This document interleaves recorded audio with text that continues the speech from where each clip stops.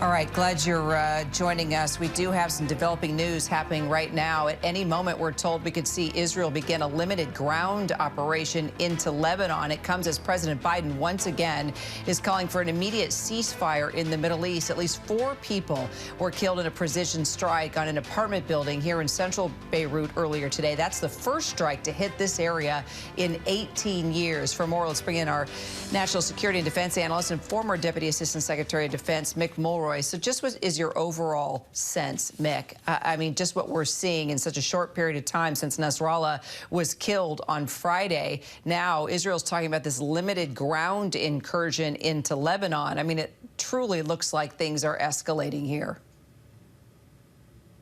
I agree, Kira, and everything we've seen so far does look like it's leading to an actual ground incursion that might be limited now, but might be quite extensive in the future, from targeting the communications to targeting the leadership to these consistent airstrikes to really soften the terrain and the enemy's posture before a ground incursion would happen. You'd also expect these small-scale special operations incursions to start this, both to target key locations, also to conduct reconnaissance, to send back to the ground forces. So this might start limited, but it could easily expand to substantial. And I think that's what the U.S. and so many in the region are concerned of. But right now, that is the way it looks like it's headed. So the Pentagon is also saying that it's sending more troops to help boost security and help defend Israel if needed. What kind of message does that send to the region?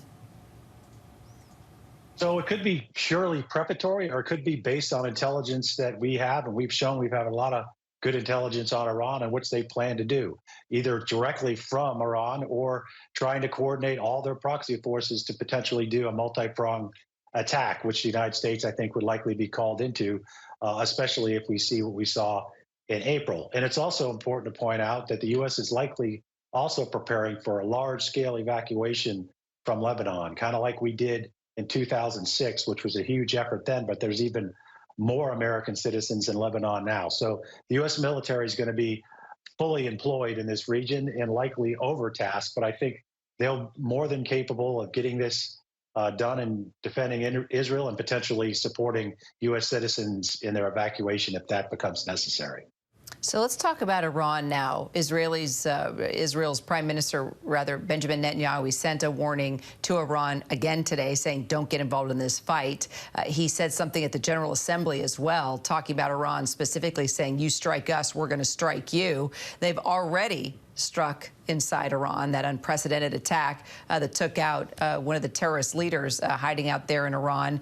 What do you think, what do you see happening here? Iran isn't saying anything, hasn't reacted so far, but it seems like a pretty volatile move. I think it's a warning shot. It's volatile, but I think they mean it. And I think one of the things we saw when we witnessed the Israelis strike the Houthis in Hudaydah port in Yemen, they came out almost immediately and said that was farther away than the oil fields in Iran. So I think they're trying to send a clear message that the Israeli Air Force can strike Iran, potentially the oil fields, which of course is really reliant on that revenue for their entire government.